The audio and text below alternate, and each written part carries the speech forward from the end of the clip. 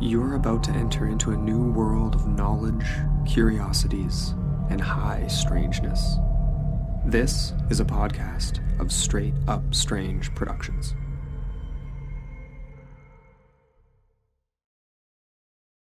Tonight, listen if you dare, as we talk about some spooky dares from Jackson, Minnesota and Collinsville, Illinois. All that and more on Small Town Secrets.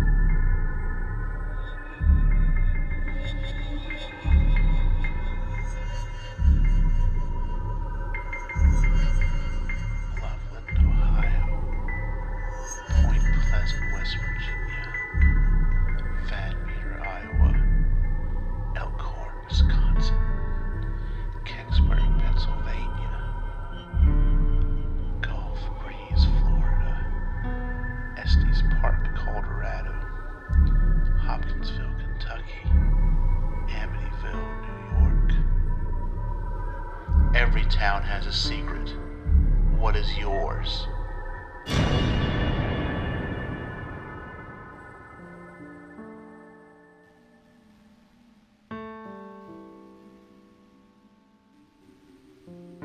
Hello, everyone, and welcome to episode 6.07 of season 6.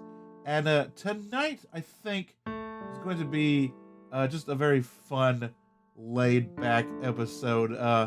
We're going to talk about a couple of dares, if you will. Maybe one is more of a ritual, but we're going to get into a lot of kind of urban legend, a lot of, more modern folklore type of things. And so I think everyone kind of knows what I'm saying. I'm talking about like the old every county has a place, every state has a place where you can go and park your car on the train tracks, and the ghost children of a long lost, long ago bus crash will push your car over the railroad tracks, and you'll find tiny handprints on the back of your car the next day. Stuff like that. And in order to find a couple of good ones, a couple of different ones, not just the same old kind of crybaby bridge stuff that you hear about all the time, I used Chad Lewis's Supernatural Dares of the Midwest book. And if that name sounds familiar, that is because that is the same author who I used at the very beginning of this season, the book that I found that I forgot that I bought from the Mothman Festival. He also wrote that book. I ordered this book, I don't know, just very shortly after doing that first episode. And I kind of just got it just to read because I thought it would be like a fun little, kind of dive into that urban legend type of world. And very much it is. But the more I kind of looked through it, the more I kind of explored it, the more I felt like there's a couple in here that could make an episode. So that, of course, is going to be the primary source for the show tonight. I went through, I found a couple of nice, meaty stories that had enough to kind of get together and make an episode out of.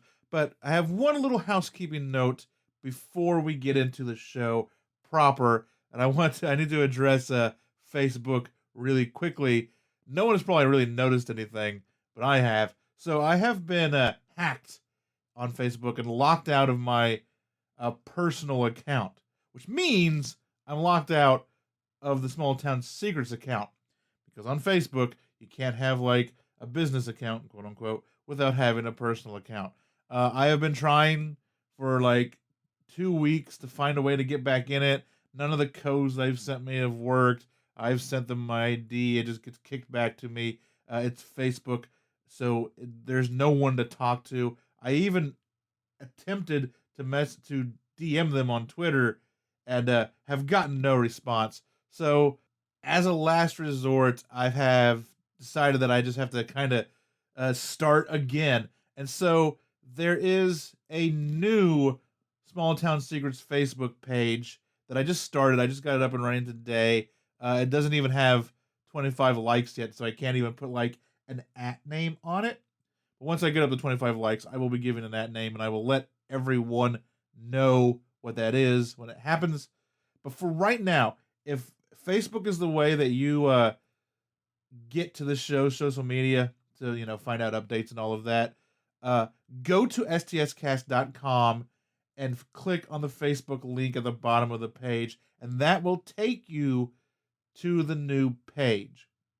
And like I said, once I get 25 people, I can put an ad on there, and it will be much easier to find from here on out. So if you want to continue receiving Facebook posts and updates for the show, for the time being, the best way to get back into it, like I said, is to go to STScast and click on the link, the Facebook link at the bottom of the page. It's in the footer. It'll be at the bottom of any page that you're on the website. So that's where I'm at on that right now. Hopefully we'll get back to 25 likes very, very soon, and I can just put a nice fat @ on it there, and we can get Facebook back up and running and get it back to normal pretty soon. So that is it. That's the housekeeping. That's the intro. Let's move on with our first spooky dare out of Jackson, Minnesota.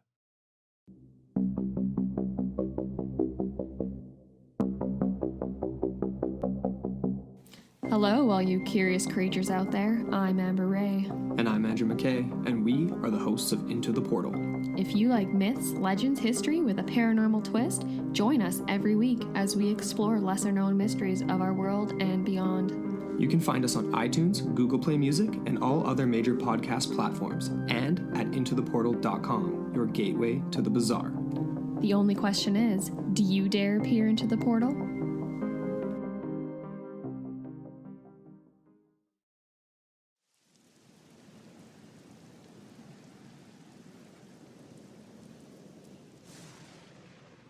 Before we get into tonight's topics, I want to take a minute and let you know that there is so much more small town secrets to enjoy. Check out the Patreon. There are $1, $2, and $3 tiers of support with stuff like a shout out on the main show, exclusive buttons and stickers, MP3s to the music I create, also an ad/promo free version of the main show, as well as STS Backroads, the Patreon-only podcast that comes out in the off weeks, which means you'll get content every week, all in your own RSS feed. There is all of this and more. To sign up, go to patreon.com/STScast or stscast.com and click on the support tab. And now, on with tonight's episode. Jackson, Minnesota is the county seat of, you guessed it, Jackson County. The town boasts a population of just over 3,000 and is the hometown of Megadeath bassist David Ellefson. But just a few miles south of there is Loon Lake. Loon Lake has it all: fishing, beaches, hiking, camping.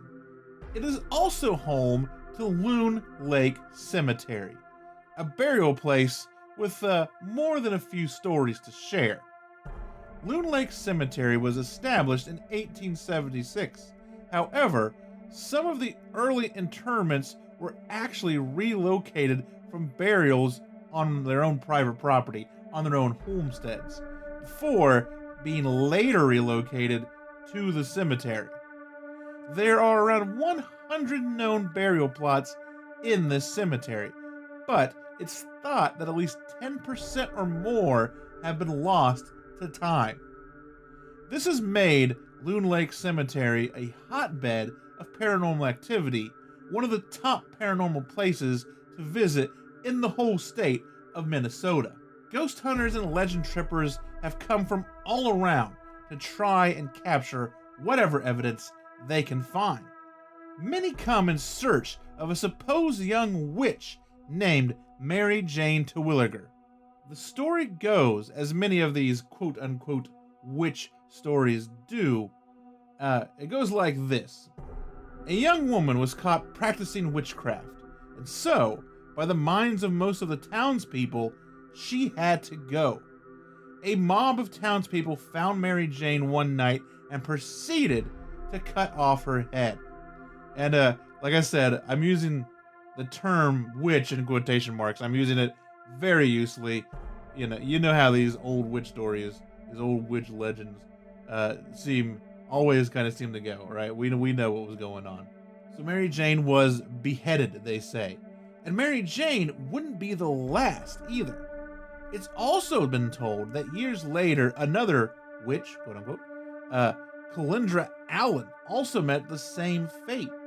And then there are tales of yet another young woman buried in the cemetery who was also beheaded as a witch. However, this person appears to be one of the many whose name is lost and forgotten in history. This has given Loon Lake Cemetery the nickname the Witches' Cemetery. Over the years, rumors and stories began to circulate of the whole cemetery being cursed by the witches that now haunted it. Out of these stories comes the dare. It is said that if you disrespect Mary Jane's grave in any way, especially by jumping over it, you will incur bad luck until the day that you die. This is a dare that many seem to have been all too keen to try out, as many years of vandalism and disrespect has resulted in Mary Jane's headstone being relocated to the Jackson County Historical Society, where it can be viewed today. And so that has kind of killed two birds with one stone. People can no longer kind of vandalize or damage the headstone, and it has now made it far harder to locate a said gravesite of said supposed witch. It's a story you've probably all heard before. Similar, I'm sure, but different. But is it true? There is indeed a woman buried in Loon Lake Cemetery named Mary Jane Terwilliger. We know because her headstone still exists. But was she a witch? And was she killed by beheading? The answer is simply no to both of those questions. Mary Jane was the daughter of John and Phoebe Terwilliger, who, at the age of 17, succumbed to diphtheria. She was originally buried in Spirit Lake, Iowa, but was relocated to Loon Lake when the family moved to the area. Many historians and locals have chalked the whole story up to a man named James Peters. Peters moved to the area from Iowa after he tried and failed to get a mill started there. He blamed his troubles and the mill failure on witches, and when he moved to Jackson, he made up the story, even bragging about his involvement with that story to the local newspaper. Still, there are many who have had paranormal experiences in Loon Lake Cemetery. EVPs and other unknown sounds have been captured, as well as strange lights have been seen. There are some anecdotal stories as well, and if you do a search on the internet, you might find a few pop up here and there. There's a couple in the book. Like I said, they're very anecdotal. No names are even given. There is one about a brother and sister who visit the cemetery. The brother brings a friend along, and of course, straight out of a movie, the brother's friend is the comic relief, and he does the whole jumping over the tombstones and, making fun of the curse and all of that. And then later, on his way home, he's in a terrible car accident that affects him for the rest of his life. There's also, if you look on Google Maps, there is a campground, like the campgrounds for this lake. It's kind of a park. I guess it is a park, like a little Loon Lake park, if you will. They have camping, and the campgrounds are right beside the cemetery. The cemetery kind of back in the woods a little bit. You gotta know where to go to get to them, but they are right by the campgrounds. And so you get these people who say they have gone camping and they have heard voices, they have seen things in the cemetery. So you don't even need to go to the cemetery to maybe experience it. You just need to plan a little camping trip to Loon Lake, and you might get some haunting results without even trying. In the book, there's a story about a man who goes, he's trying to get out of the city for the weekend, had a crappy week, wants to just camp and just relax it all away under the stars, goes camping, gets in his tent, and is just awoken time after time, all through the night, by voices in the cemetery. And, you know, you'll find stories like that about the witch and about the hauntings and all that all over the place if you look for them. Or, you know, visit the place yourself and see what you can find. Like I said, it is a paranormal hotspot for the state of Minnesota. So a lot of people have visited, a lot of people go there for just such an occasion. And one thing I wanted to mention, I kind of forgot, and I couldn't figure out a great way to like insert it into all the other stuff, was I mentioned the bass player for Megadeath is from that town. Megadeath wrote a song titled Mary Jane, which is about Mary Jane and the Loon Lake Cemetery. It is off of their So Far So Good So What album. But with all that being said, I don't think that there are any quote-unquote witches out in Loon Lake Cemetery, but something sure seems to linger.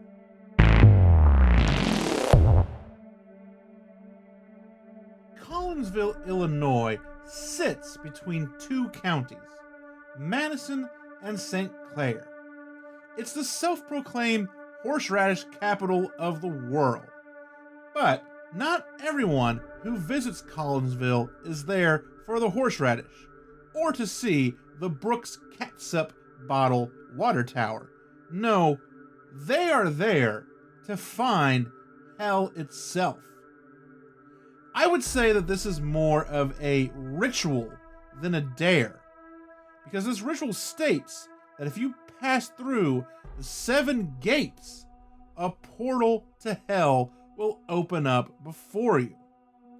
There are 2 slightly different versions of this ritual.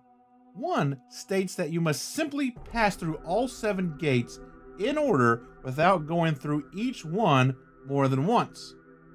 The other version says that you must time your journey so you pass through all the gates, but you must enter the last gate at the stroke of midnight. And before I go on too much further, I just want to let everyone know the gates are all old railroad trestles, old railroad bridges. That is what they are. I'm going to be referring to them, unless I say bridge by accident, as gates from here on out. But I just wanted to let everyone know what the gates actually are. The gates themselves are scattered all around the area. They start at Collinsville, and they kind of just go out easterly, in an easterly direction, out into the countryside. And now we're going to go through all 7 gates. I'm going to try to describe and tell you where they're at. I have linked a couple of really good websites of people that have gone there, that give you like, hey, this one's here, this one's there, and even one that has like a nice little Google Map, route of all 7 of them, which I'm going to throw in the show notes as well. So let's start with gate number 1. Gate 1 is located on Arnotty Lane, just off of Lebanon Road, which starts out as East Church Street in town, and then when it gets out of town, it changes to Lebanon Road. And there's nothing really creepy or spooky about this gate. It is simply just the first railroad trestle that you come across. Gate 2 can be found just half a mile down from the first. It is located on Lockman Road. The second gate has a few terrible stories to share. It's said to be haunted by multiple ghosts. One being that of a young African-American boy who was hunted down by KKK members, they say. And now he walks up and down the gate to remind people of the area's horrible past. Another story around Gate 2 is that of a lover's triangle. two friends who argued over a girl hung themselves from the bridge. One over a broken heart, and the other over drowning remorse of his now dead friend. The story goes that you can see the bodies hanging from the gate at night. Another half mile down the road is Gate 3. Gate 3 is actually only 400 feet from gate number 4. So they call these gates the Twin Gates. Rumors, of course, of Satan worshippers are abound between 3 and 4. This is, I think, where it starts to get a little more out in the woodsy. You're still in town, but if you look at pictures of them, like, we're in a wooded area, they're getting a little overgrown. It's graffiti. It's junk all over the place. The exact type of place that you would expect there to be stories of satanic goings on, like we always hear in all of these urban legends. And this one, no different. But Gate 3 does have a phantom car. The sound, really, of a phantom car that you can hear it coming at you, but this car never appears to come around a bend or come, from under the bridge. You never see it. Gate 4 is the last of the close gates, they like to say. After this one, they are a little bit farther apart from each other. It's no more of this, like, half a mile there, 400 feet there thing after Gate 4. As you follow Lockman Road out into the country, it will turn back into Lebanon Road. Keep driving past Heck Road, which is an aptly named road, and Pence Acres, and make a left on South Liberty. And here you will find gate number 5. This gate is known for just being dangerous. It's on a narrow road where you oftentimes have to wait for other cars coming from the other way.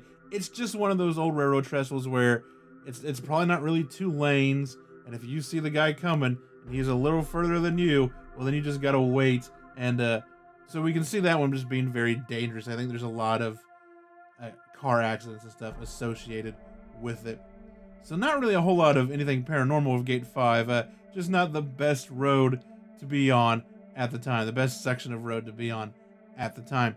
Liberty Road will eventually merge into West Mill Creek Road, and about half a mile or so after that merger, you will come to Gate 6. Gate 6 is often confused with nearby Acid Bridge, where, as the story goes, some kids tripping on LSD flip their car over this bridge and on into the creek below. So Acid Bridge and Gate 6 are 2 different things. Now, once again, 5 and 6 don't really have anything going on for them other than this kind of confusion. I also did a link in the show notes, a small little segment on Acid Bridge and the story, and some pictures of it as well, if you guys want to take a look. The last gate, of course, is Gate 7. Keep heading on West Mill until it becomes East Mill Road. This gate is far out into the country, surrounded mostly by fields and pasture.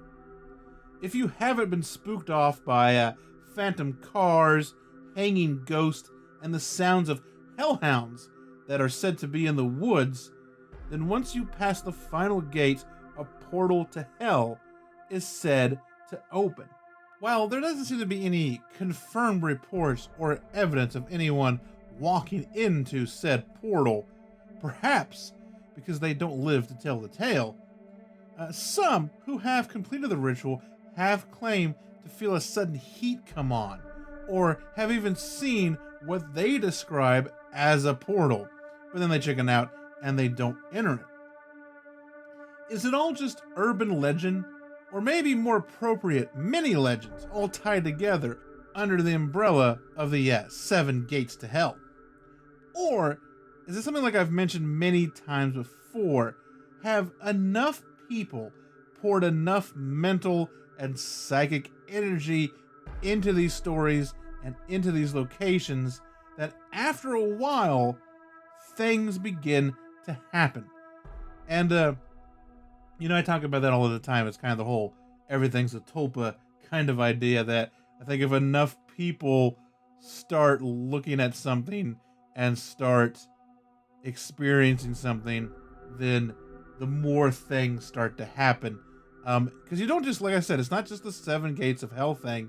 You know, you've got ghosts at this one, and you've got a phantom car at that one, and you know, you've got, even though like the whole Satan worshiper thing is probably bunk, there are in those woods, it has been known that over the years, I think that there have been a few missing persons cases around that area.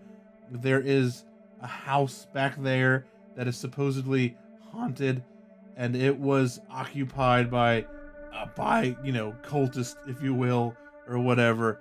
You know, there is actually a house out in the woods. There's a couple of them apparently. So there is stuff around, more than just these train trestles, more than these gates. And I think the only way to know, once again, just like the other one, is to go to Collinsville and check it out for yourself. I might try to do this if I get the chance. I Google mapped it, and it's only like 5.5 hours away. That could be done on a weekend pretty easily. Like, I go down to Kentucky and look at weird stuff, or Virginia all the time, and it's about that same time frame to go hiking or to go visit a couple locations here and there. So going down to Collinsville would be completely doable. Maybe actually very soon I might be able to pull that off. So there you go, a couple of dares, supernatural spoopy dares to go check out for yourself.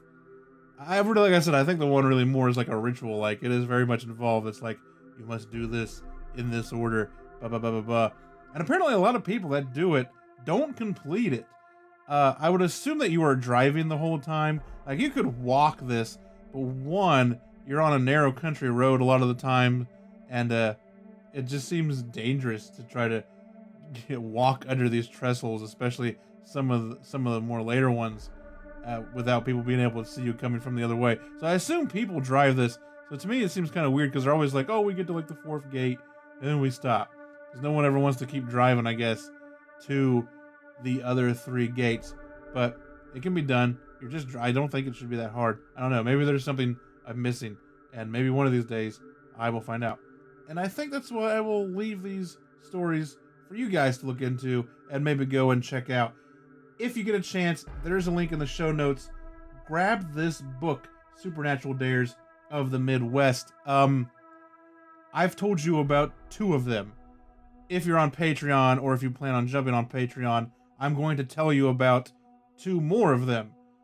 But there are like 40 stories in this book. It is chock full of supernatural dares and places to check out. Some more involved than others, some simpler, but it is just a great treasure trove of these sort of urban legend type of things to go out and check out for yourself. And so no, I highly suggest it. It's a fun read. It's got a very fun cover on it, and you know, you can order it from Chad's website, and you will get a signed copy and postcards and all sorts of stuff. So links in the show notes if you really want to get into more supernatural dares. Maybe find one closer to where you are that I didn't talk about. Most of the stuff is in like the Midwest, so Minnesota, Wisconsin. There's some stuff in Michigan, Illinois. There's a lot of stuff. I think maybe a couple in Iowa, you know.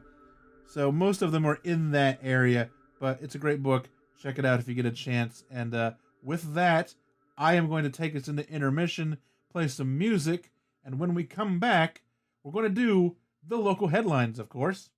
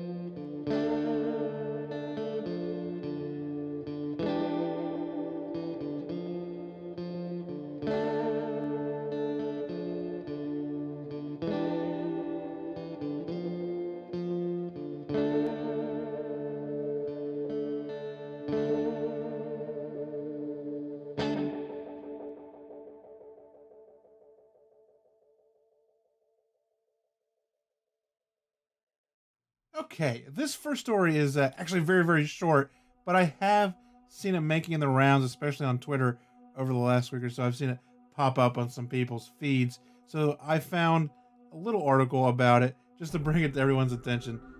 This is from PennLive.com. This is written by Steve Maroney, and it reads, Police break up exorcism at a Pennsylvania Home Depot. Police in Lackawanna County broke up an exorcism in the lumber aisle of a home improvement store Monday. Details are scarce on just what was going on inside the Home Depot on Commerce Drive in Dixon City Monday afternoon, but police were called around 3:26 p.m. to escort several people out of the store for, quote, bad behavior, unquote, WBRE WYO is reporting. According to reports, the exorcism was held for the trees that had been turned into lumber. The police blotter item posted on the Dixon City Police Facebook page gave few clues as to what happened, simply saying 3:26 p.m. Commerce Boulevard at Home Depot for disorderly people having an exorcism in the lumber aisle for dead trees. They were escorted out of the building. Close to 200 comments on the post begged for more details. There is no indication that this had anything to do with the price of lumber. According to reports, no charges have been filed at this time. And really, I hope someone that listens to this show, I really wish someone lives here and might be able to give us some sweet details on what was going on in the Home Depot that day. I'd really like to know more about this tree exorcism that took place. And then we're going to go over to New York here and have just read a good old Bigfoot sighting news story. This one is from NNY360.com by Haley Addison. The headline reads, Is a Bigfoot roaming the woods of St. Lawrence County? Messina. In 2020, New York has reported 113 Bigfoot sightings, according to Microsoft News. For some North Country residents, Bigfoots are believed to be residing in their backyards. Messina resident Michael Gumond was driving home on County Road 37 at about 11:30 p.m. on June 20th when he spotted what he believes to be a Sasquatch. Something bipedal ran across the road within 50 feet of my car. This thing was extremely fast, Gumond said. I was going 60. It crossed the road from right to left in less than a second, and it was not a deer. I've seen plenty of deer. This thing was brown or gray, shaggy, and had arms and legs that moved in a circular motion. Gumond posted on Facebook about his sighting that same night, causing a slew of stories from other people within the area having the same experiences. I lived there in 2011, and I started walking my dog outside at night at around 8:30, Eric Luzon said. The woods at the back of my house went on for miles and miles. I was out there a couple of nights and I kept hearing a loud screaming noise. It sounded like nothing I have ever heard before in my life. It sounds like a mix between an elephant and a bear. It goes right through you. It's deafening. Luzon lived in his Louisville home from 2011 to 2015, and as he noted, before he lived at home, he was not a Bigfoot believer. The summer of 2013 was when it started getting really bad, Luzon said. Every night I would have company over, and every time we were outside, we would hear this thing screaming. One day, I came home from work at 8 a.m., and my neighbors were all outside. While I was at work, one of them ran through my yard and destroyed my birdhouse. There was big footprints through my whole yard, and the hair stuck in my fence. After the reoccurring incidents, Luzon contacted Dean Gleason, director of the Seaway Valley Bigfoot Research, to do a week-long investigation. The DEC came with him, and they all went back into the woods around 3 a.m., Luzon said. They were doing tree knocks, and this thing was doing tree knocks back, and one of them threw a rock into the brush, and a minute later, something threw a rock back at them and let out a huge roar. Gleason began Seaway Valley Bigfoot Research for people to report sightings and experiences they have had. I've been doing Bigfoot research for quite a number of years, Gleason said. I had 6 sightings in the area. and I used to have a Sasquatch sticker on my Jeep, and I had 40 to 50 people come up to me throughout the community and tell me their stories. A lot of people think Bigfoot research is a big joke. People laugh at me. Some of my own family doesn't even believe me. After 10 years of research, Gleason believes the animals are harmless unless provoked. I don't want any of them to get hurt or people hurt trying to find them and mess with them, Gleason said. I really feel that they don't bother people unless they're provoked. I've only had one get aggressive with me. I've been in the middle of woods with a lot of them, and they've always left me alone. The United States has a lot of habitat for them, Gleason added. They're a worldwide phenomenon, and every country has a belief in an animal like this. There's a lot of credible evidence, and as DNA technology advances, I think a lot of people are going to be surprised. And I am kind of inclined to agree with Gleason there. I've linked this in the show notes. There's a picture of him on the page with a Bigfoot cast and all of that. But I've always said that, like, if Bigfoot, and I might have mentioned this on the show before, if Bigfoot is a flesh and blood animal, think of the millions probably of square miles of forest in this continent, in the US and in Canada and stuff. And let's say there's like 100 Bigfoot, and that's it. Needles in a haystack, really. What are the odds that anyone will ever find one or see one? I think they're exceptionally rare, and if they are flesh and blood creatures, I think there's enough of them out there to breed and survive, but not so much that they are easily found in all of this wooded area around this continent. That's just kind of my 2 cents on that. And this last one, if you're looking for a small town secret, why don't you buy your own haunted village?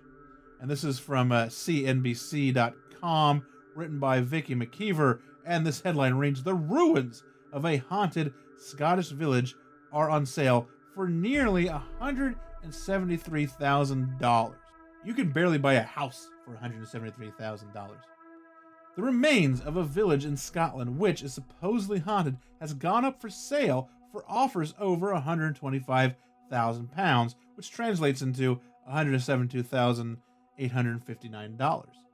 The ruins of the old village of Lawyers sits on the shore of Loch Tay in Scotland's Central Highlands and stretch across over 3 acres of land. This is according to the Goldcrest Land and Forestry Group, which is managing the sale listed on Friday. The ruins include the House of Lawyers, which was home to the Lady of the Lawyers in the late 1600s, who was its last occupant. She was known for her various prophecies, such as referring to fire coaches crossing the Drummontre Pass, which is said to be her predicting the coming of the railway.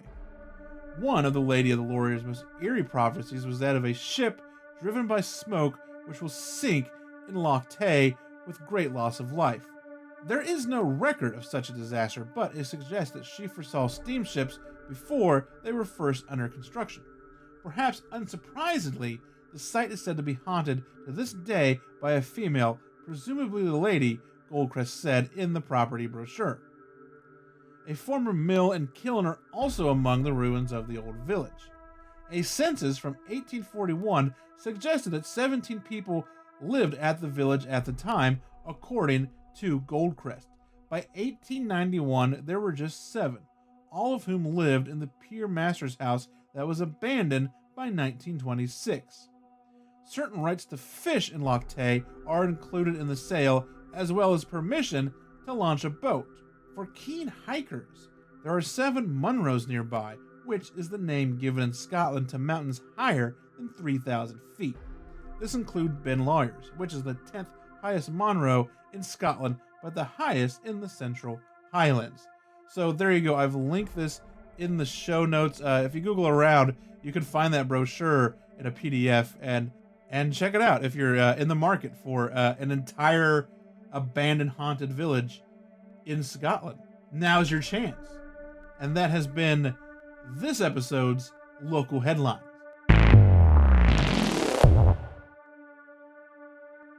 And to finish up tonight's episode, I have a few Your Small Town Secrets to share from Reddit. This first one is by username Tabosi. It's a short and sweet one, but I really enjoy it. And it's about an abandoned asylum and a another kind of ghostly experience close to it. There is an abandoned asylum near where I live, formerly known as the Sunbury Lunatic Asylum. It has a history of treating the patients extremely abusively. People in my town used to break in at night and witness paranormal activity, and eventually a ghost tour was opened up there. The tours were shut down a while ago, and I recently went past there. All the doors have been boarded up, and there are now security guards. The place is under constant CCTV surveillance, and there is around a 7-foot tall gate fencing off the entire facility. Why are they so obsessed with keeping it under wraps? A while ago, I was on, I think, a highway near Gisborne in Victoria. I'm Australian. And I don't remember exactly where it was when I saw it, but there was a man whose luggage had fallen off his vehicle, which was a white ute. And a ute is sort of a El Camino type of vehicle, kind of like a half car, half truck sort of deal. I thought nothing of it, and I continued on after he said to move along, as he seemed to have everything under control at that point. The next week, I was on the same road. The same thing happened. Man with a white ute, luggage on the ground, signaled to do the same thing. I moved along, noticing how odd the situation was. I was more aware of my surroundings, and that's when I saw a destroyed, rusted, and crushed wreckage of the same white ute. Is this a haunting or just a coincidence? And that second part with the guy and the luggage is what I really, really like. The fact that they drove past twice over a period of time and saw the exact same situation happen, and then see the crushed wreckage of this car on the side of the road. That's what I really dug about this story. That's really grabbed me, and that's why I wanted to share it. And the next one is from user Educational Antelope 7, and this is another story about a doctor ghost in a house and all of that. We did one of those, I think, last episode. I was like, oh man, here's another one. Always like a good haunted doctor office type of tale. I spent a year or so living with my brother in a very old house that a doctor used to own and work out of. We're both certain it was haunted. Unfortunately, or maybe fortunately, nothing too extreme happened, but there were a couple of notable strange things that come to mind. The house was 2 stories, and we were just renting out the bottom floor while the top was empty. One night, my brother and I were sitting downstairs talking when all of a sudden we hear the fire alarm upstairs going off. We had already eaten dinner long before, and there was nothing that should have made it go off. We both went up to investigate and turn it off. As we got upstairs, we saw a light turning itself on and off. It did have a dimmer switch, so that may have been malfunctioning. We both got a very uneasy feeling, switched off both, and went back downstairs. Nothing else happened that night. You would always have a weird feeling in that house, though, especially when alone. There was a crow that would come and peck at the windows while just staring at you. Even when the blinds were closed, it would peck. It wouldn't startle away, and it would follow you around the house, pecking quite hard at the window you were closest to. You'd hear what sounded like thudding or banging, or maybe loud footsteps upstairs every night. Could be the heat from the day leaving floorboards and causing them to move slightly. The floor up there was carpeted, probably floorboards underneath it though. A girl I was seeing lived there for a little while with us too. My brother and I would go to the gym in the afternoon and come home to her nearly in hysterics or just sitting on the driveway from how uncomfortable she was in there. My brother lived there longer than me and has said that he'd hear banging or weird noises all the time. His bedroom was the doctor's old office/surgery or whatever it's called. He'd say he felt like he was being watched a lot when he was trying to sleep, or just a sense of unease. I believe the owner said the doctor had died in the house. I'm sure there's more to it, but I just can't remember any of it right now. Anyone have any ideas on what this thing could have been? And if anyone does have like a similar experience and wants to let me know, I will relay it in the Reddit comments there for this story. And there you go. That will do it for this edition of Your Small Town Secrets. And we're almost done with episode 7 of season 6 as well. And there you have it. So if you have a small town secret to share, a Bigfoot sighting, a UFO story, a true crime story, or just, odd history or some other type of weirdness in a town that you lived in and you want to share it, we can do it. There are a bunch of ways to get it on the show. The easiest way to get it to me is to go to stscast.com, scroll down to the bottom of the main page, and you will find an email form to fill out, and that will come directly to my email. You can also get at me on social media. I am most active on Twitter, and that is at STScast. You can also find me on Instagram. That is at stscast.gram. And, of course, Facebook, which we've already covered. Hopefully, by the next episode, I'll have it all worked out and back to normal. So, you can get at me on there. Give me your story, or if you just want to engage with me, that is where you can find me on the social media. And if you want more of these dares, I'm going to talk about some more on the Patreon. So if you are on the Patreon, we are going to talk about a couple of dares that will allow you to summon various creatures. We're going to talk about the Tuttle Bottoms monster in Harrisburg, Illinois, and how to bring it forth from its lair underneath a bridge. And then we're going to go over to Effingham, Illinois, which is a great name, to talk about the Ramsey Cemetery werewolf and how you can see that creature, maybe, possibly. But that is the Patreon. That is what we're going to get into on the next Backrows episode that will come out next week. So I'll be back in a couple of weeks with another episode 8 of season 6 of the main show here. And thanks everyone for listening. Thank you for continuing to listen. I really appreciate it. I don't know if I've mentioned it in a couple of episodes. I think I have. But please go and leave a rating and review on your podcatcher of choice and help the show float ever closer to the top and get a couple of more ears on it. Thank you so much. Tell a friend if you can. Support the show if you can. Thank you very much once again. And I am out. So until next time, remember, every town has a secret. What is yours?